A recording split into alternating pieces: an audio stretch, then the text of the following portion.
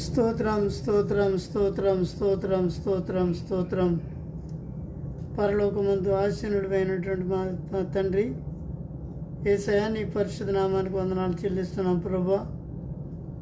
నా పరమండల ముందు దూతల చేతను, భూలోకంలో పరిశుద్ధుల చేతను నిత్యము కొనియాడబడుచున్నటువంటి మా తండ్రి, నీకు వందనాలు చెల్లిస్తూ ఉన్నాము ప్రభు. రాత్రికాల సమయంలో నీకు వాక్యం ధ్యానిస్తూ ఉండగా ప్రభా, వాక్ అయినటువంటి దేవుడవు, వాక్యం ద్వారానే మాతో మీరు మాట్లాడుచు ఉన్నారు. అందరిని బట్టి మీకు వందనాలు చెల్లిస్తూ ఉన్నాం ప్రభు. ఈ సమయంలో మాట్లాడే కొద్ది మాటలు నేను మాకు ఆత్మీయ జీవితాలకి ప్రయోజనకరంగాను, నేను ఈ యొక్క పరలోకపు చేరడానికి మాకు కావాల్సినటువంటి సమస్త జ్ఞానాన్ని మాకు అనుగ్రహించమని ఈ సమయంలో ప్రభా యొక్క కార్యక్రమాన్ని చూస్తున్నటువంటి నీ బిడ్డలందరినీ కూడా మీరు దీవించండి.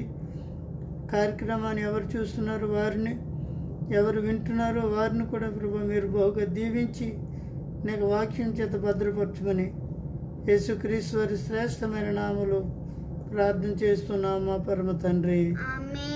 ఆమేన్ ఆమేన్. హల్లెలూయా హల్లెలూయా. ప్రభు నాకు స్తోత్రములు. ఈ యొక్క ప్రభుతో అనుదినం అనే కార్యక్రమానికి మరి మిమ్మల్ని అందరినీ కూడా ప్రత్యేక రీతిలో మిమ్మల్ని ఆహ్వానిస్తూ ఉన్నాను. మరి ఈ యొక్క కార్యక్రమాన్ని చూస్తూ ఆత్మీయంగా ప్రతి వారు కూడా వాక్యంలో ఎదగాలన్నటువంటి ఉద్దేశంతో కార్యక్రమాన్ని చేస్తూ ఉన్నాము. కార్యక్రమం ద్వారా ప్రతి వారు కూడా మరి దీవించబడాలి, ఆస్వాదించబడాలన్నటువంటిది మా కోరిక. మరి ఈ సమయంలో ఒక పాట పాడిన తదుపరి మనం పరిశుద్ధ గ్రంథంలో నుండి వాక్య భాగాలను మనం ధ్యానం చేద్దాం. మరి యొక్క అధ్యయన అంశము క్రియలు లేని విశ్వాసము. కనుక ముందుగా మనం పాట పాడదాం.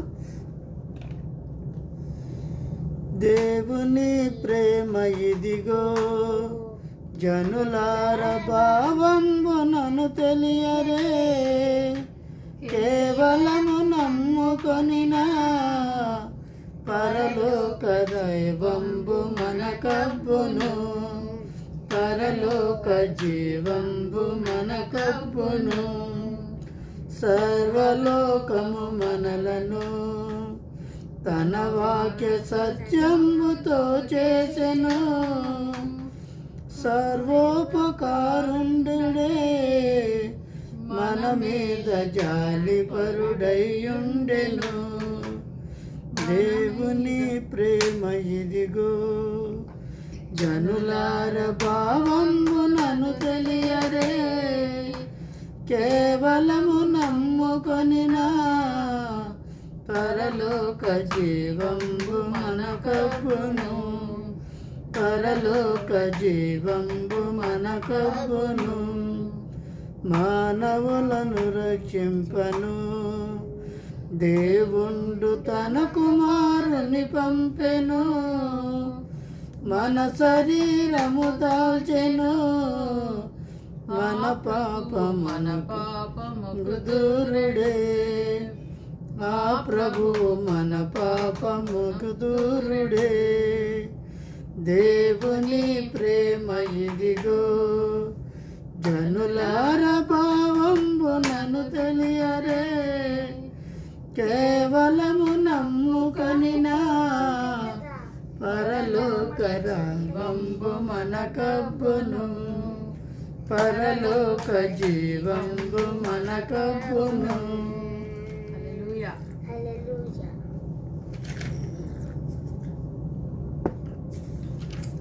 ప్రభు నాకు స్తోత్రములు.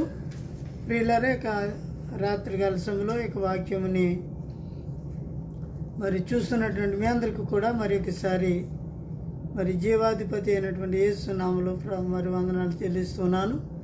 మరి యొక్క దిన ప్రారంభ వాక్యము యాకోబు పత్రిక 2వ అధ్యాయము 26వ వచనంలో పరిశుద్ధాత్మ దేవుడు అపోస్తులైనటువంటి యాకోబు ద్వారా మరి మన కొరకు వ్రాయించినటువంటి యొక్క మాటలు మనం ధ్యానించాలని మరి మిమ్మల్ని అందరూ కూడా ప్రేమతో ఆహ్వానిస్తున్నాను. కనుక ఇక యాకోబు పత్రిక 2వ అధ్యాయం 26వ వచనంలో ప్రాణము లేని శరీరం ఎలాగూ మృతమో అలాగే క్రియలు లేని విశ్వాసమును మృతము అని చెప్పని ఇక్కడ అపోస్తులైనటువంటి యాకోబు ఈ రాత్రి కాల సమయంలో మనతో ఆయన మాట్లాడుతున్నటువంటి మాటలు కనుక ప్రియులారు, ఇక్కడ ప్రాణము లేని శరీరం ఎలాగ మృతమో అనగా మరొక మనిషి కానీ ఏదైనా ఒక జీవి కానీ అది ప్రాణం పోయిన తర్వాత, అది మృతమైపోయిన తర్వాత దానిని మనం ఏం చేసినప్పటికీ దానికి ఏమి తెలియదు. ఎందుకంటే అది మృతమైంది, చనిపోయింది, మరణించింది. కాబట్టి ఆ యొక్క శరీరాన్ని మనం ఏం చేసినప్పుడు కానీ దానికి తెలీదు. మనం ఎటు తిప్పితే అటే ఉంటుంది, ఏం చేస్తే అలాగ ఉంటుంది తప్ప దానిలో చలనం అనేది కనిపించదు. కారణం ఏంటంటే అది ప్రాణం లేదు కాబట్టి. అలాగే ప్రాణము లేని శరీరము ఎలాగ మృతమో అలాగే క్రియలు లేని విశ్వాసమును మృతము. అనగా విశ్వాసులు అని చెప్పుకున్నటువంటి మనలో లేక దేవుని యొక్క సంఘములో ఎన్నో కార్యక్రమాలు చేస్తూ ఉన్నాము. దేవుని యొక్క సహవాసంలో అనేకమైనటువంటి మంచి మంచి కార్యాలు మనం చేస్తూ ఉండవచ్చును. కానీ మరి యొక్క విశ్వాసము క్రియలు లేనిదైతే అది ఆ యొక్క విశ్వాసం అది మృతము, అనగా దానిలో జీవము లేదు అని చెప్పని ఇక్కడ మరి అపోస్తున్నటువంటి యాకోబు చెప్తున్నటువంటి మాటలు. కనుక మన యొక్క దైనందిన జీవితంలో, మన యొక్క ఆత్మీయ జీవితంలో మనమందరం కూడా మరి విశ్వాసులము అని చెప్పుకుంటూ ఉన్నాము. అయితే విశ్వాసులము అని చెప్పుకున్నటువంటి మనలో మరి క్రియలు ఉన్నాయా లేదా అన్నటువంటి విషయాన్ని మనం గమనించవలసిన వారంగా ఉంటున్నాము. క్రియలు ఉన్నాయా లేదా? క్రియలు లేని విశ్వాసము అది మృతము. అనగా మరి క్రియలు మన జీవితంలో, మన యొక్క ఆత్మీయ జీవితంలో, మన యొక్క సంఘ జీవితంలో, మన యొక్క సహవాస జీవితంలో విశ్వాసం అనుకుంటుంది, కానీ క్రియలు ఉంటున్నాయా లేదా అన్నటువంటి విషయాన్ని చూడాలి. మనం కేవలం క్రియలు ఉన్నంత మాత్రాన్ని విశ్వాసం లేకపోయినట్లయితే అది కూడా మృతమే.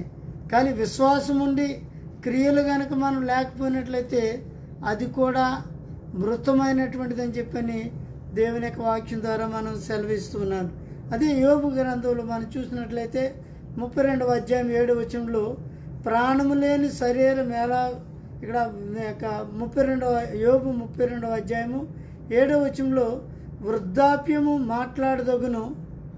ఇక వృద్ధాప్యం అనేది మాట్లాడతగును, అధిక సంఖ్య గల ఏండ్లు జ్ఞానము బోధింపతగునని నేను అనుకుంటున్నాను. అయితే ఇక్కడ యోబు అనుకుంటున్నాడు, ఇక వృద్ధాప్యం అనేది మాట్లాడతగును అంటే వృద్ధాప్యం ఉన్నటువంటి వారు మాట్లాడడానికి తగిన వారు, అధిక సంఖ్య గల ఏండ్లు జ్ఞానము బోధింపతగునని నేను అనుకుంటున్నాను. అనగా ఇక ఎక్కువ సంవత్సరాలు కలిగినటువంటి వృద్ధాప్యం కలిగినటువంటి వారు జ్ఞానమును బోధింపతగునని నేను అనుకున్నానని చెప్పని యోబు అంటున్నాడు.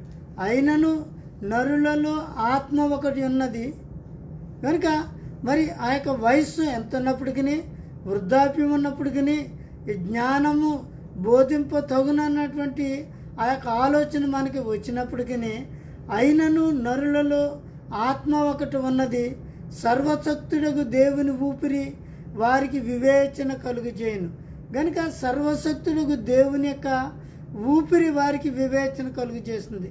అనగా మరి సర్వశక్తుని యొక్క నీడలో మనం ఉన్నట్లయితే, సర్వశక్తుని యొక్క ఆ యొక్క బలిష్టమైనటువంటి హస్తం చాటు మనం ఉన్నట్లయితే మనకి వివేచన కలుగు చేయవాడు మరి సర్వశక్తుడగు దేవుడు అని చెప్పని.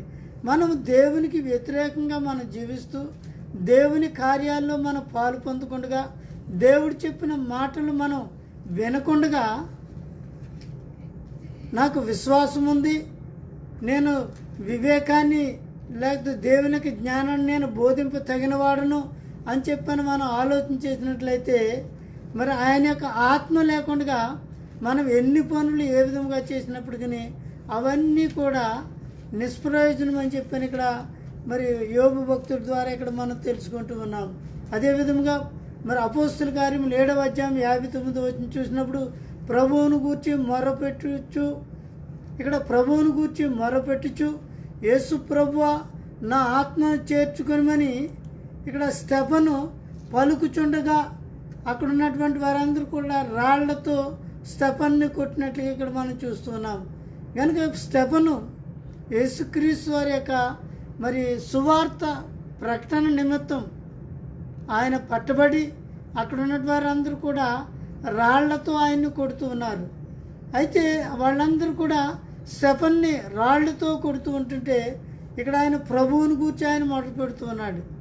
అయ్యో ప్రభు, నన్ను కాపాడు, నన్ను రక్షించు, వీళ్ళ చేతుల నుండి నన్ను తప్పించు ప్రభు అని చెప్పని ఆయన ప్రార్థన చేయడం లేదు. కానీ ఆయన దేని గురించి ఆయన ప్రార్థన చేస్తున్నాడంటే ప్రభువుని గూర్చి మొరపెట్టుచు, అనగా దేవుని సన్నిధిలో మరి యేసు ప్రభువా నా ఆత్మను చేర్చుకొనమని స్టెఫను పలుకుచూ ఉన్నాడు. కనుక ఆయన దేవునికి ప్రార్థన చేస్తున్నాడు. ప్రభువా నా యొక్క ఆత్మను నీ వద్దకు చేర్చుకోమని చెప్పని ఆయన ప్రార్థన చేస్తుంటే అక్కడ చుట్టుపక్కల ఉన్నటువంటి వారందరూ కూడా అతనిని రాళ్లతో కొట్టినట్టు ఇక్కడ మనం చూస్తున్నాం. అతడు మోకాళ్ళుని ప్రభువా వారి మీద ఈ పాపము మోపకమని గొప్ప శబ్దంతో ఆయన చెప్తూ ఉన్నాడు. అనగా స్టెఫనుకు ఉన్నటువంటి ఒక విశ్వాసము, ఆయనకు విశ్వాసము ఏ పరిమాణంలో ఉన్నది అంటే తనను వారు హింసిస్తున్నప్పటికీ, రాళ్లతో కొట్టుచున్నప్పటికీ ప్రభువా నా యొక్క ఆత్మను నీ సన్నిధికి చేర్చుకో అని చెప్పని ఆయన ప్రార్థన చేస్తున్నాడు తప్ప ప్రభు వీళ్ళందరూ నన్ను మరి కొడుతూ ఉన్నారు, నన్ను చంపడానికి ప్రయత్నం చేస్తున్నారు, వీళ్ళందరినీ కూడా నశింపచేయి ప్రభు అని చెప్పని ప్రార్థన చేయట్లేదు. కానీ వారిని మరి నా యొక్క ఆత్మను నీ సన్నిధికి చేర్చుకో ప్రభు అని చెప్పని ఆయన ప్రార్థన చేస్తూ అతడు మోకాళ్ళ మీద ఉండి వారి మీద, అనగా ఎవరైతే స్టెఫనును రాళ్లతో కొట్టుచున్నారో వారి మీద ఈ పాపము మోపకమని చెప్పి గొప్ప శబ్దంతో పలికను. అనగా ప్రభు యేసుక్రీస్తు వారు ఆ సిలువలో ఆయన ఏ విధముగా ఆయన పలికాడో, వీరేమి చేయుచున్నారో వీరికి తెలియదు కనుక వీరిని క్షమించమని చెప్పని తండ్రిని ఏ విధముగా ప్రభు అయినటువంటి యేసుక్రీస్తు వారు ఆయన వేడుకున్నాడో అదే విధముగా స్టెఫను కూడా ప్రభువా వీరి మీద ఈ పాపమును, అనగా నన్ను చంపుతున్నారు కాబట్టి ఈ యొక్క పాపమును వారి మీద మోపకమని చెప్పని గొప్ప శబ్దంతో పలికెను. ఈ మాట పలికి నిద్రించెను. పౌలు అతని చావునకు సమ్మతించినట్లుగా మనం చూస్తున్నాం. అనగా ఇక్కడ స్టెఫను విశ్వాసంతో కూడినటువంటి క్రియలు, లేకపోతే క్రియలతో కూడినటువంటి విశ్వాసం, అనగా యేసుక్రీస్తునందు అతనికి ఉన్నటువంటి విశ్వాసం ఎలా ఉందంటే యేసుక్రీస్తు కొరకు నేను చనిపోయినా నాకు మంచిదే, నేను చనిపోయినప్పటికీ పర్వాలేదు ప్రభువా నా యొక్క ఆత్మను మరి నీ వద్దకు చేర్చుకోమని చెప్పని ఆ క్రియలతో కూడినటువంటి విశ్వాసాన్ని ఇక్కడ స్టెఫన్ ఇక్కడ ఆయన మరి బయలుపరుస్తున్నట్టుగా చూస్తున్నాం. ప్రియులారా, ఈ రాత్రికాల సమయంలో మరి మనము కూడా ఇటువంటి మరి యొక్క విశ్వాసంతో కూడినటువంటి క్రియలు కావాలి. మన యొక్క దైనందిన జీవితంలో క్రియలు లేని విశ్వాసము అది మృతమైనటువంటి శరీరంతో సమానం.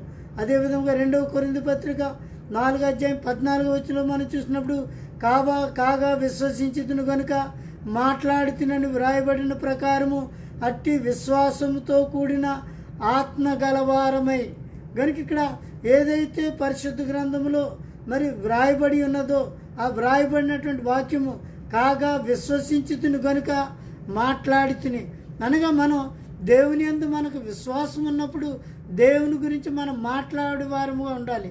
అనగా దేవుని కొరకు మనం సిగ్గుపడే వారముగా కాకుండా మనం ధైర్యం కలిగి దేవుని కూర్చున్నటువంటి సువార్త ప్రకటించే వారముగా మనం ఉండాలని చెప్పని ఇక్కడ ఈ యొక్క వాక్య భాగంలో మనం చూస్తున్నాం. కనుక నేను ప్రభువునందు నేను విశ్వసించాను కాబట్టి నేను ప్రభువుని గురించి నేను మాట్లాడుతుని అని వ్రాయబడిన ప్రకారము అట్టి విశ్వాసముతో కూడిన ఆత్మ గలవారమే. కనుక అటువంటి మరి విశ్వాసంతో నేను యేసుని నేను నమ్ముకున్నాను, యేసే నా దేవుడు, యేసే నా రక్షకుడు అని ధైర్యముగా చెప్పగలిగినటువంటి ఆ యొక్క విశ్వాసము గల ఆత్మ గలవారమై మనం ఉండాలని చెప్పాను. కనుక ఆత్మ కనుక మనలో లేకపోయినట్లయితే జనుల ఎదుట మరి యేసయ్యను మనం అంగీకరించలేము. ఒకవేళ నేను యేసయ్యను అంగీకరిస్తే వీళ్ళు ఏం చేస్తారు, లేకపోతే వీళ్ళు కొడతారో, లేకపోతే వీళ్ళు చంపుతారో అన్నటువంటి భయం నీకు ఉంటుంది. అదే దేవుని యొక్క ఆత్మ కనుక మనలో ఉన్నట్లయితే ఆ యొక్క ఆత్మ బలము, ఆ యొక్క ఆత్మ ప్రేరణ ఏంటంటే, నా కొరకు నీవు మరణించినప్పటికీ నీవు ధన్యుడు అని చెప్పని దేవుని యొక్క ఆత్మ మరి మనతో మాట్లాడుచు ఉన్నట్టుగా మనం చూస్తున్నాం. కనుక విశ్వాసంతో కూడినటువంటి ఆత్మ గలవారమై ఉండాలని చెప్పని. అదేవిధంగా 15వ వచనంలో ప్రభు అయినటువంటి యేసును లేపిన వాడు యేసుతో మమ్మును కూడా లేపి, కనుక మరి ప్రభు అయినటువంటి యేసు